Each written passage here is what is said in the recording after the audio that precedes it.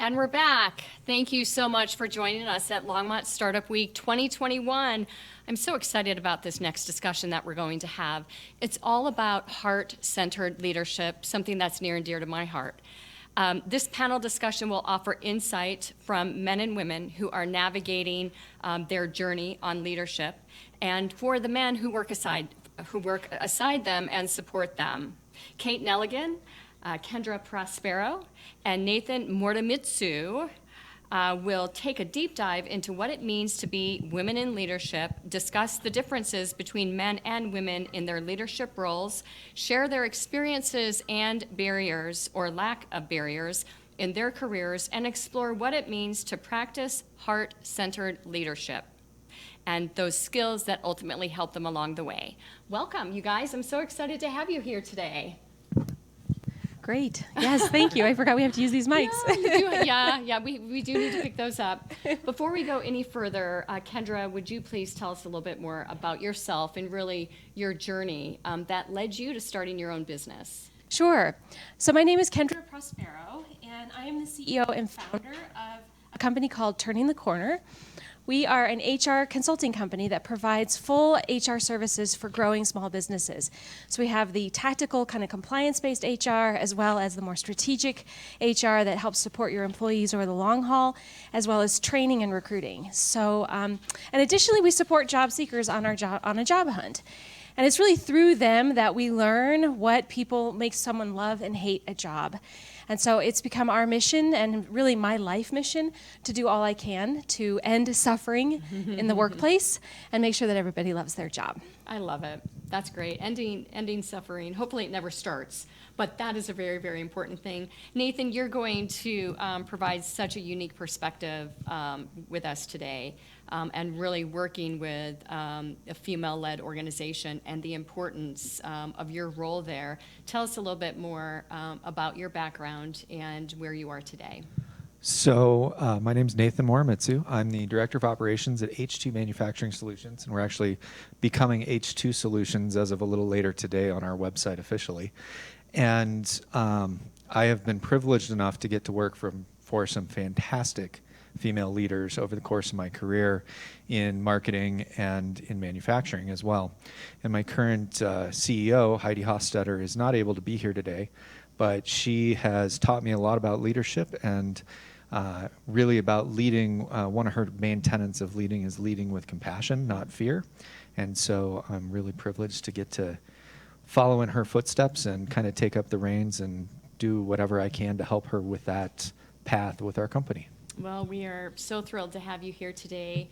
And Kate, what a unique perspective and a methodology in which you really help leaders understand the incredible brilliance that they may have, but really aren't bringing out yet. Talk to us more about your journey.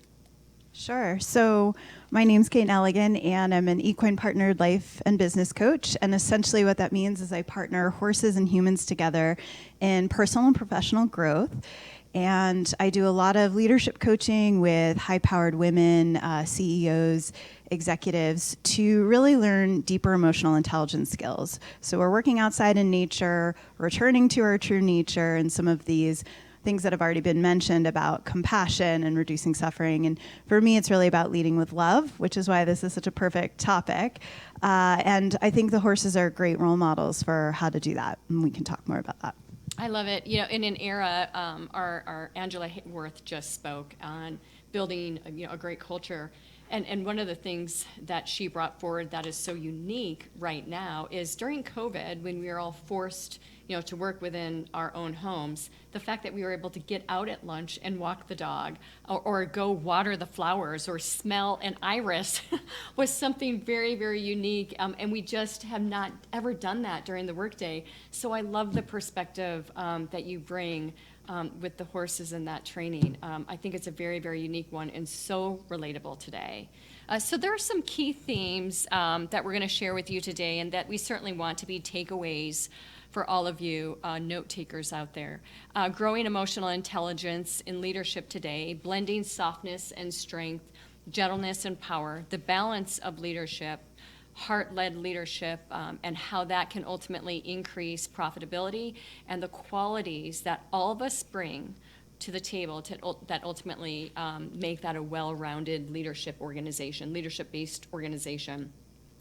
Topic number 1, men and women lead very, very differently. What is your definition of women in leadership? I'm going to start with you, Nathan.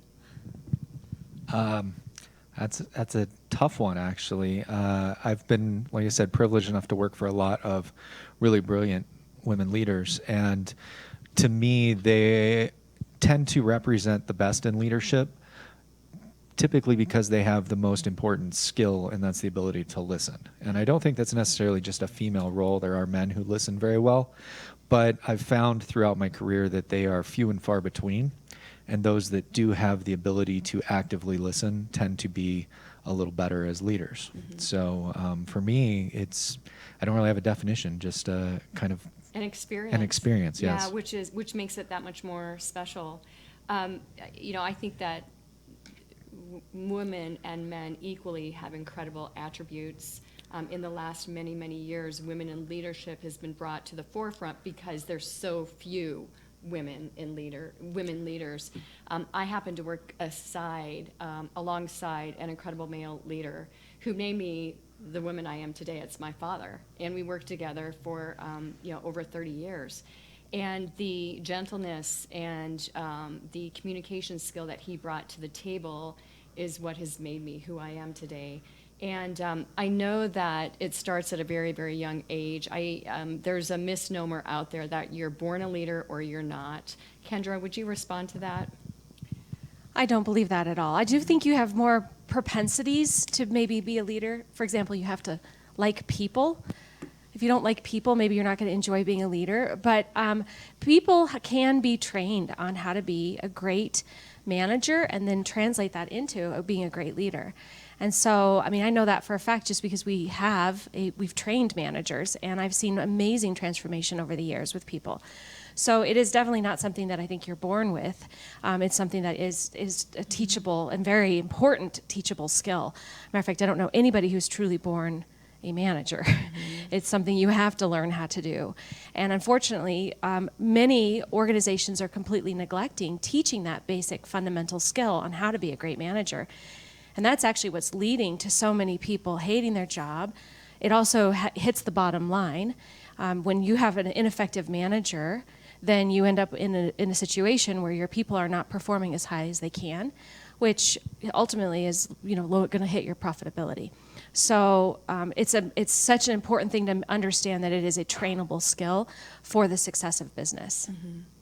Kate, when you're working with some of your clients, I'm sure there are turnaround moments, those epiphanies that ultimately you have. Empathy, I think, is a great word to use with truly heart-centered leadership, right? And really getting to the core of motivating someone. Share with us some insights, if you will, on some of those turnaround moments that you've had with some of your clients. Yeah, I love that. We call it aha moments, where everything sort of clicks and gels, and it's really about alignment, right, between head and heart in so many ways where things do make sense. And a lot of it comes from, for me, the actual experience of it in the body and the experience of it in real time. Mm-hmm. So a lot of coaching can be very mental, or a lot of leadership training can be as well, because we're speaking, we're in a conference room, but this is really actually practicing what it feels like to develop trust with a horse while you're walking, and actually getting it in full congruency between what you're saying, what you're doing with your body, how you're feeling, what you're thinking. And so that's when it does really click for people, when they get this moment of empathy and it floods their system, or they get the moment of trust, and then they can kind of, what I call it is, can you anchor that moment then? Can you anchor these turnaround points and bring that then back into the workplace, or bring that back into your home so that you remember it and practice it? And do most of those situations, those aha moments, are they anchored in a situation that they just learned incorrectly, that they're trying to prove themselves? Yes. Or Where does that come from? Yeah, I do. I work with what I call recovering perfectionists, and my TEDx talk is on perfectionism, and a lot of it is that, or the type A overachievers, and a lot of it is we have to prove ourselves because we have these fundamental beliefs that we're not enough or we're not worthy, or maybe there's something wrong with us. And so what it is that we learn a lot more from animals in nature about being than doing. And a lot of our leadership is actually communicated through our being, in addition to our body language, which is 90% or so of communication.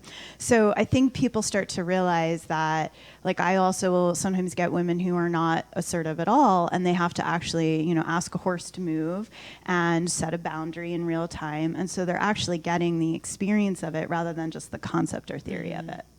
And so you've brought up some inner barriers that ultimately can affect people really moving forward. And Kendra, I mean, you are just phenomenal when it comes to recognizing those and coaching people through that as well. Share some examples, if you will, of some of those inner barriers that you've experienced with some of your clientele in the past, and how you've helped them, or even helped, some things can't change, right? And how you help, in some situations, the people around them even adapt. So, I mean, I think I wouldn't mind just sharing my own personal story as a leader. So, I mean, I found for myself as a leader that I had an idea that the only way I was truly successful was based only on the bottom line. And that is a mindset. That is a mindset and a belief system that you only are successful if you are extremely profitable. When in reality, there were many other measurements that were also indicating that I was a good leader. But I wasn't embracing those, and I was ultimately being held back because I was only focused on the fact that the bottom line wasn't the number that I thought it needed to be. When other measurements are turnover, I haven't had any turnover in my organization in many, many years. I also have an incredibly productive staff. Thinking about the adjustment to COVID, we were already a fully flexible environment where everyone was coming and going as they pleased. And so when COVID hit, we were ready for that. We were able to really adapt quickly. But I wasn't counting that. I wasn't counting that as a leader. And so I would still wake up in the middle of the night stressed and worried because the bottom line wasn't what I thought it was. And so I think coming back to what Kate said a minute ago, you get into this mindset where you have a belief system that you're hanging on to so tightly that you actually can't see the greatness that you might bring to the table. And I definitely found that in myself. And so kind of building that empathy around my own leadership and where I felt like I've lacked and where I could use some where I needed to grow has helped me then be able to help other leaders, because we all do have those blocks or those mental mindsets that hold us into a spot that doesn't let us be nearly as effective as we really can be, and then ultimately again get the most out of our people and create an environment where they're thriving and they're loving their jobs. Well, and you mentioned COVID. I think we're all going to bring up stories related to that because, oh my gosh, did that test us, right? And confidence to me is one of the major keys of great leadership, and it doesn't matter if you're female or male. Great leaders have confidence to ultimately bring the team around them to an understanding, to a concise area from which everyone can feel good about what they're doing and move forward and not be afraid. Nathan, walk us back.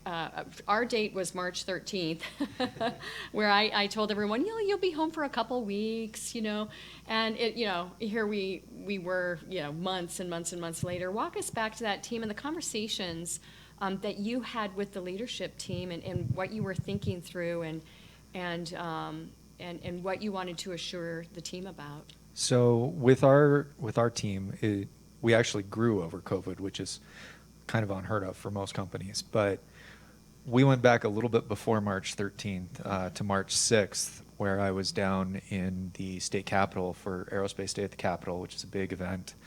Aerospace manufacturers from all over the state get together with legislators, and some resolutions are passed and lots of networking happens. And that day, I was lucky enough to not go to the after-hours event, but Heidi called me in a panic and said, somebody at the after-hours event is positive. Did you go?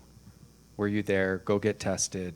Whatever we got to do. And I was like, no, I didn't go. Everything's okay. We're good. They weren't at the daily event, so we're all good there. But that really drove home, this is kind of real. And then the 13th rolled around and everything shut down, which for me was kind of a bummer because it was the day after my birthday. So it's like, great, I have a birthday and then the world shuts down. Yeah. So it was also 2 days. Well, at least you had it before it shut down. Yeah. It was 2 days after my passport showed up in the mail, too. Well, so. that was a very good thing, too, although you weren't able to go anywhere. Right? So.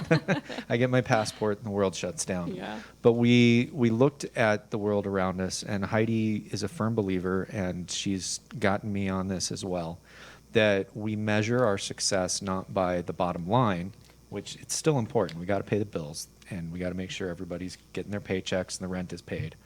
But we measure our impact, our success on impact. And so we wanted to look and see how we could impact the world around us, specifically our state. And if you're in Longmont, you may have seen restaurants that have these little 5-star certifications in their windows, and in Denver and Boulder as well. And we actually developed that 5-star program out of something we created for manufacturers in the state and rolled out to manufacturers, schools, a prison, to help keep people safe. And we were able to bring that to the communities that we live and work in and help provide a level of safety. And when we looked at it, we said, okay, we've impacted the state of Colorado to the tune of about 5,000 jobs. Who knows how many lives that may or may not have saved, but we helped 5,000 people stay employed in Colorado through the pandemic. And even though we're not rolling in money right now, we are very successful because we looked at it from a compassionate point of view instead of a bottom line point of view, Right. and said, how do we succeed for everyone? I think Rolling in Money has a brand new meeting post-COVID for any and all business owners out there. How we would have defined that pre-COVID and how we're defining it now is something that is very, very different. This really boils down to effective leadership, right?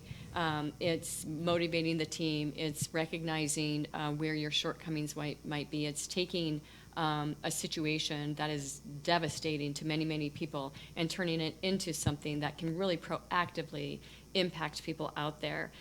What are the areas, Kendra, from an effective leadership standpoint that you feel are an absolute must to gain the respect from the team members within an organization? I wish that Google had asked me this and paid me the $20 or $30 million they paid McKinsey a few years ago, because I've known this answer for a long time. But Google published a study about what their results were as they studied what made a team effective. And it comes down to one fundamental thing: caring for your employees. Care for them like your neighbor. You don't have to loan them money or get into their day-to-day lives in such a way where you would a brother or a sister or a son or a daughter or something along those lines. Treat them like you would your neighbor, with respect and reverence and kindness and care. I don't know what's happened in these last, 30, 35 years or so in the workforce, and I'm saying it like that is in terms of the Generation X coming into the workforce. That's my generation, as well as Generation Y, or the millennial generation. But people have stopped realizing that these are human beings, and they bring their whole life to the job. And so it makes absolute sense to find out how their weekend was and what their life is like right now, and what we as leaders and managers can do to help care for them. They're not robots. They're bringing their whole person to the job. And the more that we care for them and the more we let them bring their whole person to the job, the more effective they're going to be. So if there's one thing you take from today's panel, that's all you need to do is just care for your employees. And then there's at least a dozen more things that are really helpful for making your life a little easier as a leader or a manager that I know you can do and that leaders can do. But that number one thing is the thing that's missing, and it's such an easy thing to do. How was your weekend? And Simple questions like that. yeah. And Kate, do you think that in some situations people just don't know how to leaders just don't know how to express themselves there? I think it's sometimes that in the role of like how does intimacy enter into business in a way that feels authentic, aligned, and it doesn't cross the boundaries, right? So there's this element of people needing to get in touch with. We talked a little bit before this panel about like defining soft skills as sharp skills, which I love, or sharpening your soft skills, which I love that concept. But it is like, how do you lead though with your heart from the place of these are people first, right? I love the conscious capitalism movement because it's triple bottom line. It's people, planet, and profit, which is what I think all leaders need to be focused on, is that model. But essentially the caring part is, in many ways, it's the empathy of what would I want if my employee is going through a difficult time right now, what would I want if I were them, right? Asking that question, putting myself in their shoes. But also realizing that slowing down is actually where we create the relationships, because so many people, and a lot of the executives I work with, it's so fast. There's so many crises, there's so many things they need to do that it's just on to the next thing. And so they're task driven rather than relationship driven. And I was like that when I used to be in entertainment, and the horses really actually got all of that out of me when they were like, enough of this, because we have a goal exercise. And when people make it all about the goal, they actually stop caring. So it's just about the outcome. So we learn, how do you stay unattached to outcome, allow for something even better to possibly manifest, while really focusing on the relationship, because the relationships, when they're strong, they actually take care of the outcomes, right? And so that's my philosophy on that. I love it. In an area, a time period rather, that we're referring to as the Great Resignation, people are just leaving jobs left and right because they've realized that they want more, a better home life, a better family life, whatever it might be. This caring concept becomes absolutely critical for retention. Okay, we're going to shift gears here a little bit and talk about some barriers to good leadership, or even barriers that we've experienced as leaders, either through another team member or a client, or what you see day to day with some of the people that you consult with. When we were prepping for this, I talked about the fact that I've never had a barrier, right? I've never had a barrier to what I wanted to become or where I wanted to go, outside of some self-esteem issues, as a teenager and through college. And one of the greatest gifts in life was my father recognizing that and helping me to work through that, so that that little engine that could did. And that's why I'm here with all of you today. There just weren't any outside barriers that I ever experienced that disabled me from being able to know exactly what I could do and why I was heading in the right direction. That's not the real world. We know that. Kendra, can you comment on that? Well, I'm with you, Lori. I have not. I mean, as a woman, and I came from the technology environment. I worked for IBM for 12 years as well. So I came from an environment that's dominated by men, and I've never felt discrimination. I've never felt like somebody was holding me back. So oftentimes when I get pulled into a conversation around that, I don't have that experience, so I don't add a lot of input to it, because I just haven't seen that for myself. And again, there's no doubt that it exists. There's definitely plenty of people whose first thought when they meet someone, we are all very judgmental people. Humans are just judgmental. And our first thought, sometimes people run with that and make that their last thought, or their judgment about that person. And that is not a good thing. And so people who do that, who take their first thought and run with it, and then continue to discriminate or have a moment or take that moment and turn that into the reality of that person, that's not okay.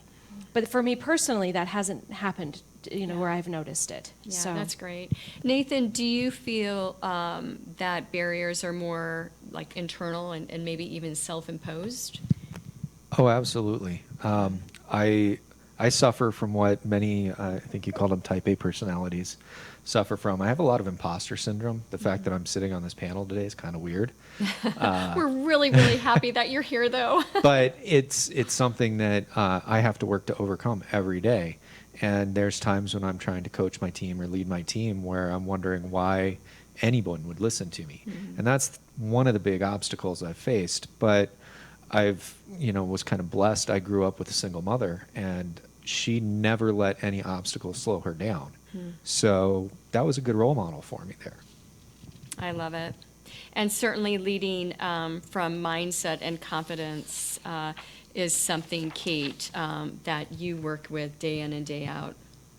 Yeah, and so I would answer the question that I think there's both. I think there are people that are leaders that don't necessarily get along with certain people and their staff and do impose forward movement, or feel threatened by others and can impose forward movement. I've seen it. I've also seen it from women to women, not just from men to women. Oh, yeah. It can happen no matter what. But I also, as a coach, am mostly working with people on we have a saying that is, outer reality is a reflection of inner reality. So if the inner reality is, I can't do it, or, so-and-so's holding me back, then it's like, how is that actually inside of you? And how do we explore? I was just doing that last night with a client. Like, I don't think anyone's holding you back. I think you're holding your back. How is that? How are you holding yourself back? And so we'll talk through these things.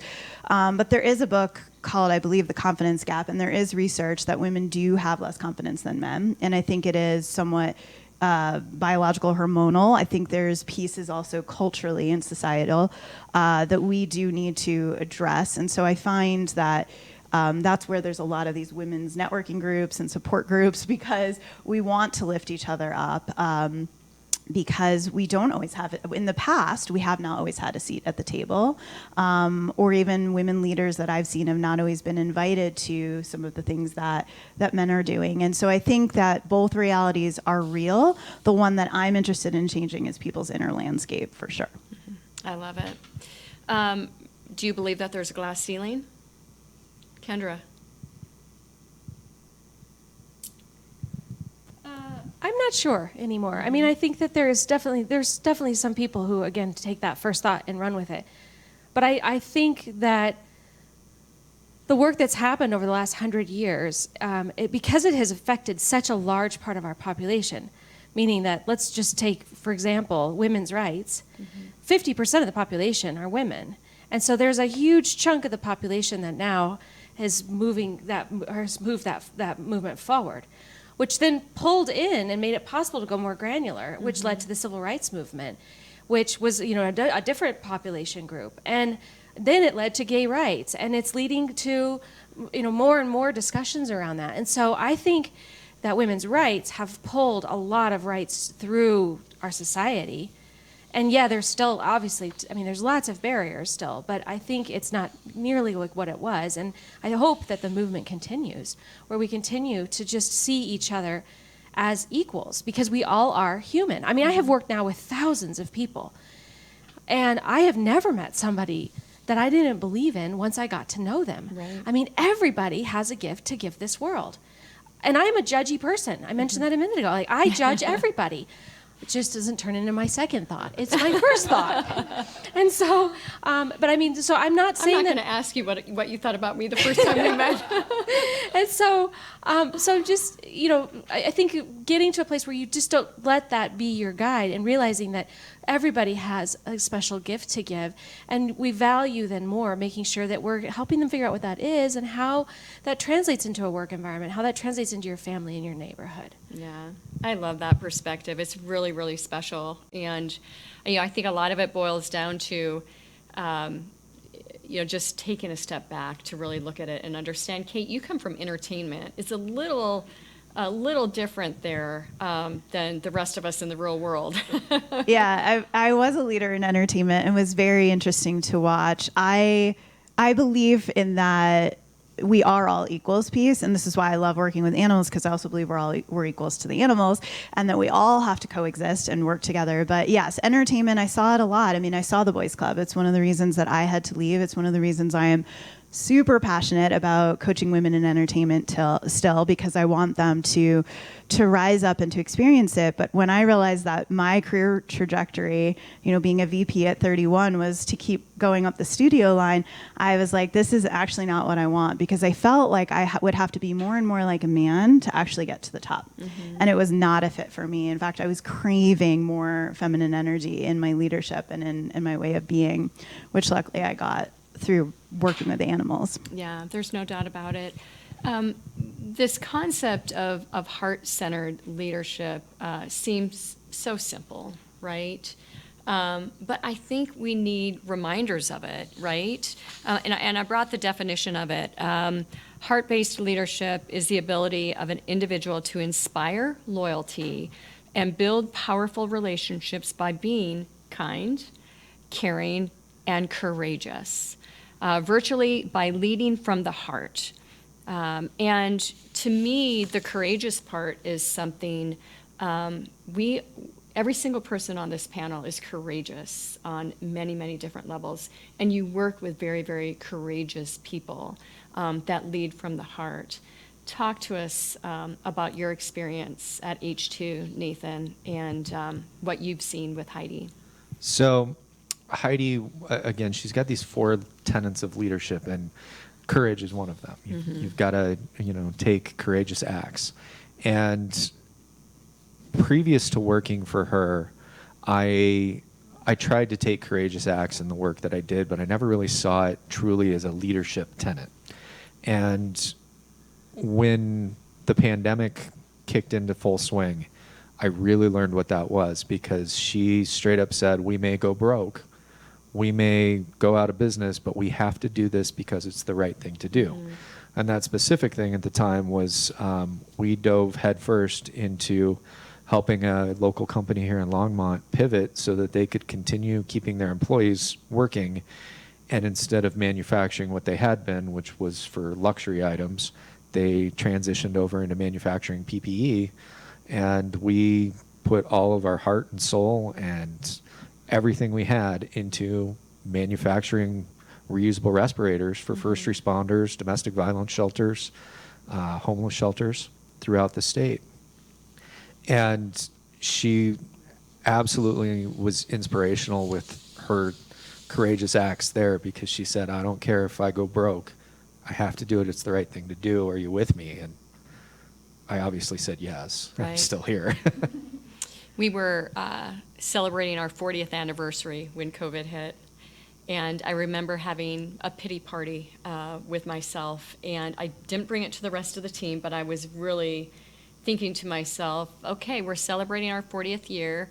It might only be me in this incredible office that we have, but there's no way I'm going to give up. And I recall having a phone call with a couple of our largest clients, and they felt that everything was going to be fine. I'm sharing a courageous act, by the way. That started with quite a fumble. But one call right after another, our largest clients, we've got to go dark. We've got to go dark. One call right after another. And I remember sitting in our upper balcony and thinking to myself, what in the world am I going to do? So immediately I put pen to paper and start doing the math, right? And taking a look at the business that we do have, who it makes sense to lay off, who it makes sense to keep. And I called everyone that night. And I said, unfortunately, I've got to lay you off. Fortunately, I've got to lay you off.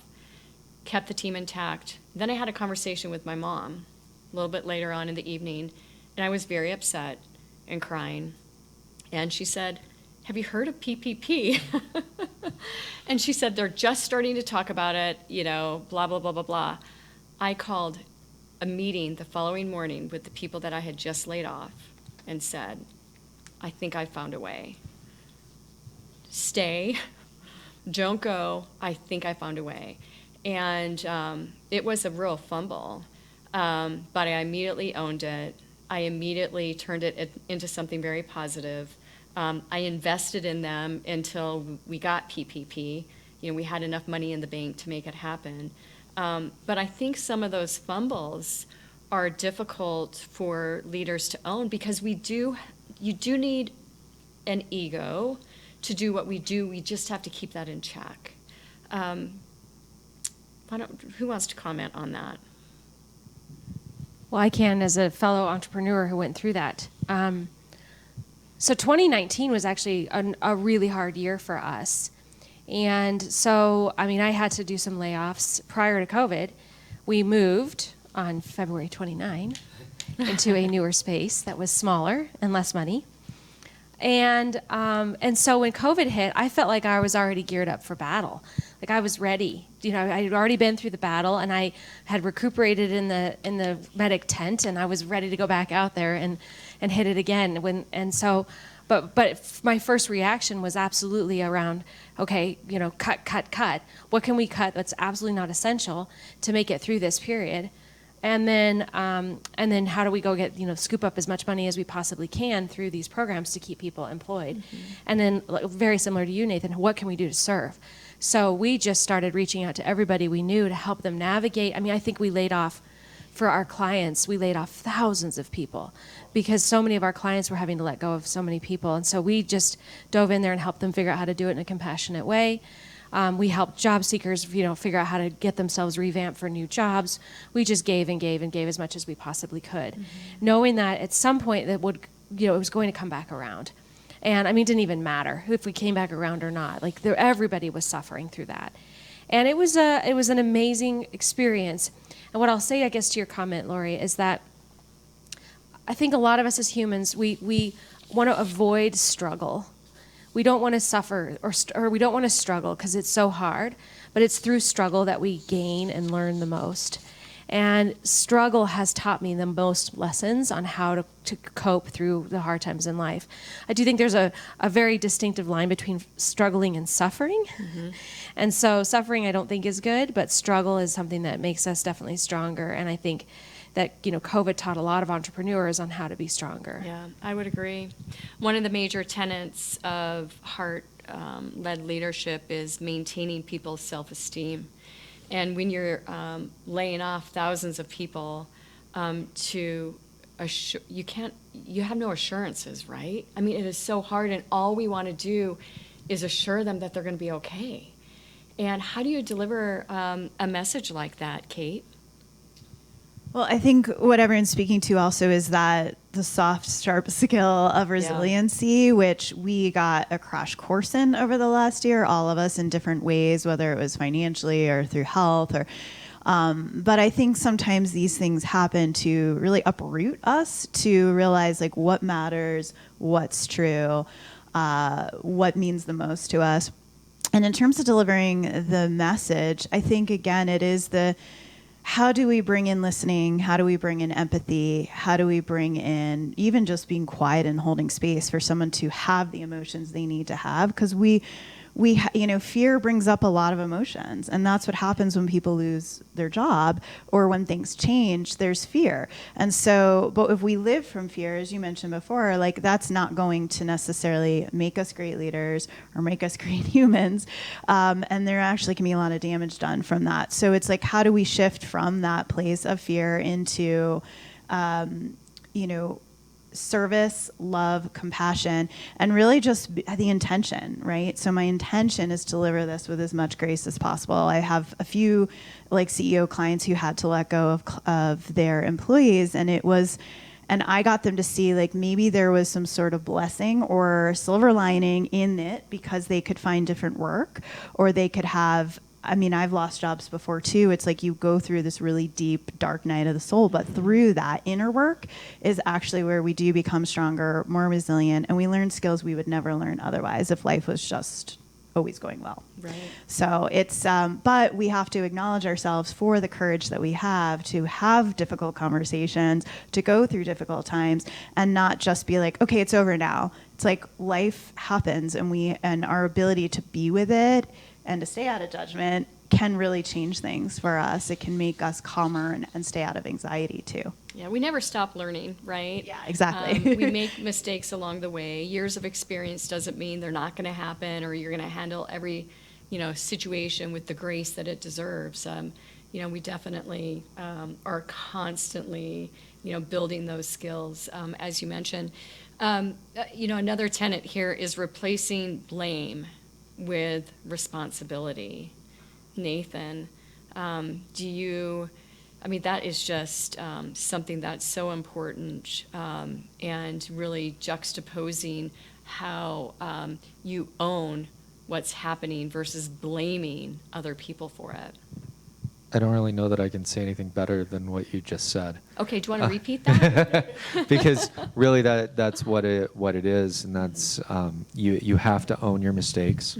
And you talked about your fumble earlier, and when you make mistakes, the best thing you can do is own up to your staff, own up to the people who are going to face the consequences of what you've done, and take responsibility for it. Don't pass the blame on to others. It's very easy as a leader to say, hey, we failed in this because you didn't do this. No, we failed in this because I didn't lead you properly. Right. I didn't help you succeed. I failed you, not the other way around. Yeah, I love that. Yeah, I always say that all problems are leadership problems. And so everything that's gone wrong in an organization is the leader's fault. Now, that's not a lot of leaders want to accept that, or it's hard. It's a hard thing to have them hear. But all problems are leadership problems. The good part of it, and the silver lining, is that means if you're the cause, then you can be the fixer. And so Yeah, hopefully you see it, right? Another tenet is not assuming or judging, really coming into a situation to understand. And for me, we're quick and, we're constantly moving at 100 miles an hour as business owners and thought leaders.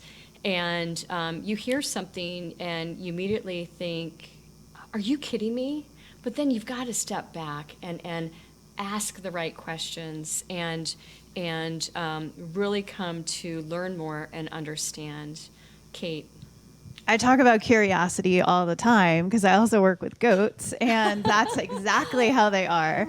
And so, yeah, and that is a heart-centered quality, is curiosity. And so when people make assumptions, it can really be challenging because we can get upset and then we can stay in our upset.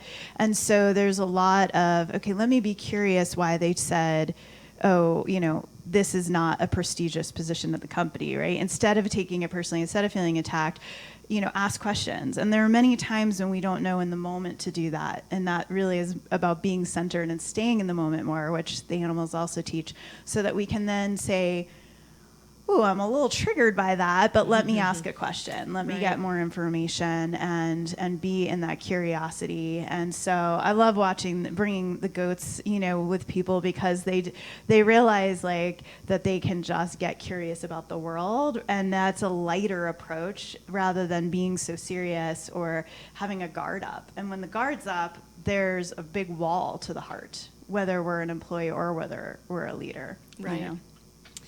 And, knowing your impact is another key tenet here, and knowing that how your actions may be interpreted, even though the intent might be something different. How, Kendra, do you find that really aligning that and understanding the impact of every move you make, every choice you make, every word you say is really, all eyes are on you? Yeah, I mean, impact. All that matters is the impact. Intent has absolutely nothing to do with leadership. Intent is silly. I mean, what matters is how people are impacted and what's been perceived. And so, if you have an employee that's really upset over something that you said, it doesn't matter what you intended. You have to get better at communicating so that you're not creating that sort of negative impact. And so, the number one reason, and then this is something we've heard over the years as well, but now I have the data from Turning the Corner to back it up as well, is the reasons why people hate a job. And there are actually 13 reasons why someone hates a job, and 10 of them have to do with a leader not being clear on who they are as a leader. And so it's being micromanaged, being undermanaged, not being clear about the goal, not being clear around the strengths and the why of the organization and the alignment of the values. I mean, there's a whole bunch of them I won't rattle off right now, but this all comes down to a leader having what is maybe a belief and intending it to be seen one way, but the impact not being there. Right. We've started deploying an incredible tool. It's called a Vivid Vision for our clients. And what we have found is that there's so much right inside of our heads, right? And we as visionaries don't necessarily do a great job sharing it with our team. So we've got our values, our mission, our vision statement. We know our what, our, how we do it, our why. We know what our North Star is, but communicating that with the team so that they can actually see themselves 3 years out. A vivid vision is written from the perspective of 3 years out and what you've accomplished and what you've gained and what the revenue looks like and how many team members are there, and we've popped the top and we've got a party deck on top, whatever that might be, it really helps create that and become something very sticky. We had a client recently, very successful national footprint, and they're changing CEOs, and there's nervousness, right?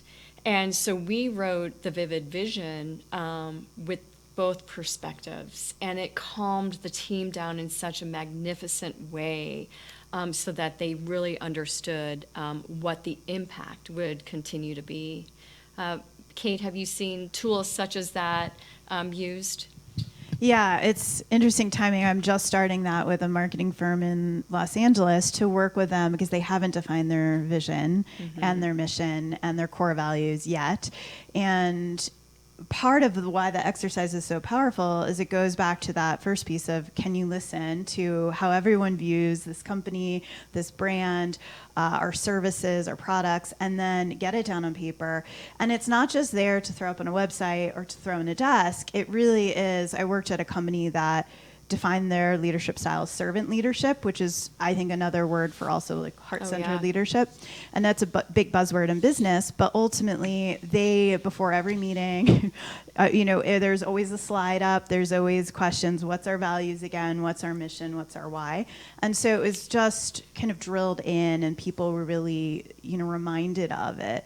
But I do believe sometimes that if you understand people's whys, and we all have different intrinsic and extrinsic motivators, you can really get more out of people. You can get more of that productivity, but you also stay connected to them because you know what drives them. Right. And then conversely, the employees need to know what drives this company. What is our definition of success? And so that has to be communicated. But I think these exercises are really powerful, and it's surprising how many companies don't spend the time, even if it's just a half day, to do an offsite or a virtual gathering and get people on the same page with this so that there's real synergy and real connectiveness. Yeah, I love that. Yeah, I would actually say that being clear on the values, and not just what looks great on a wall or in a handbook, but I mean what you really expect from your employees.